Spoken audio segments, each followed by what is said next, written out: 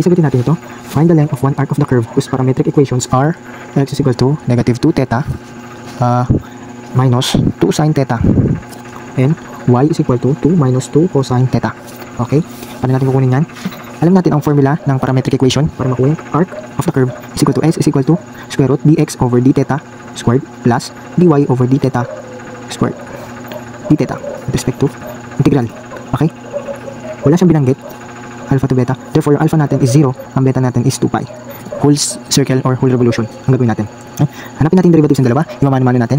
So dx over d theta is equal to negative 2 d theta minus 2 cosine theta. Okay, ayan, tanggalin natin d theta dyan kasi nandito na. Tapos dy over d theta is equal to 2, derivative ng 2 is 0 minus 2, derivative ng cosine theta is negative sine theta. So therefore simplify natin, magiging 2 sine theta. Ito, simplify din natin to. So magiging negative 2, magiging negative 2, 1 minus cosine theta plus.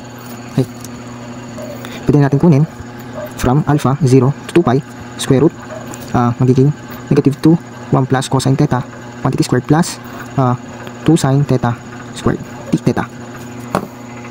So input lang natin sa calculator, integral square root ng negative 2 multiplied by 1 plus cosine theta squared plus 2 sine theta squared from 0 to 2 pi.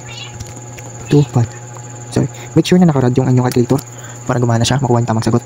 Okay, matagal to kasi nagpo-process pa yung calculator natin. Matagal talaga siya pagdating sa calculator dahil nag-integrate pa siya ng kailangan na value. Okay, ang sagot niya ay 16. Okay.